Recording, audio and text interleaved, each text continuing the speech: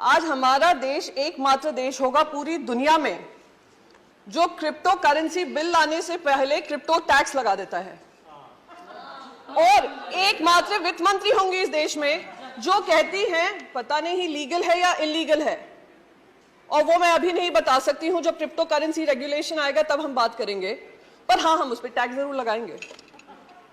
हम उस पर टैक्स भी लगाएंगे, हम उस पर टीडीएस भी लगाएंगे। और मैं जब माननीय एमपी को सुन रही थी, सर कुछ भी नहीं है, सर कुछ भी नहीं है। हाँ, जरूर लगा दूंगी सर, अगर आपकी अनुमति होगी। वित्त मंत्री बता दो दे लीगल है या इलीगल। जी, तो मैं यहाँ पर बस ये बात कहना चाहूंगी सर कि हमारा टैक्स भी लग गया उस पर, हमें ये भी नहीं पता कौन सा स्टेटस है उसका, एसेट क्लास है, क्या क्लास में उसके अंतर्गत किया गया है।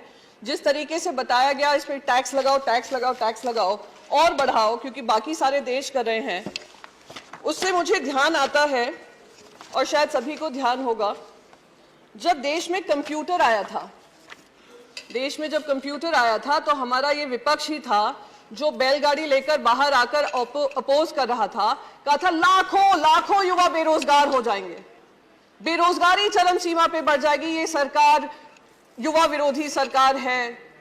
और क्या हुआ?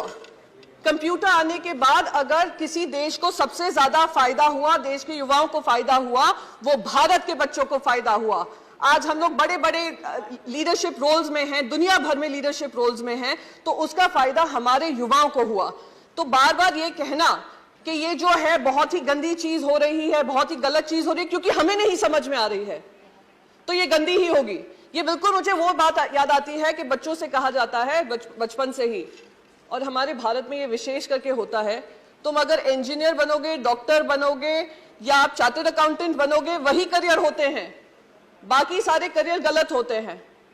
और अगर वो करियर गलत है, कोई और कुछ चूज करना चाह रहे हैं, तो उनको रोक जाने की कोशिश की जाती है। अगर रोकते नहीं है तो कहते हैं हम घर के बाहर निकाल देंगे।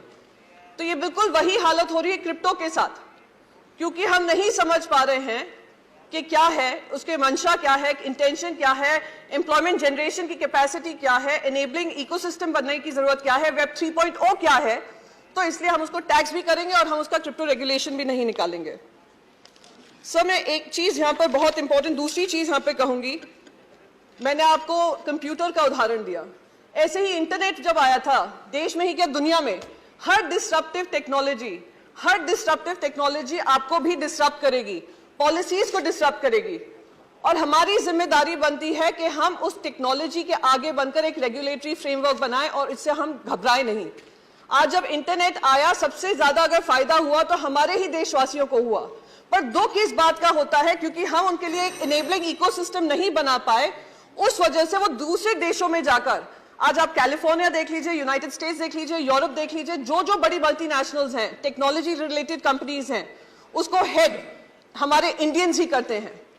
तो आज वही टैलेंट अगर हमारे देश में ऐसी कंपनीज बनाता तो क्या हमारे देश को फायदा नहीं होता? Sir, I will just conclude with just one last bit कि sir, we are living in the world of web 3.0.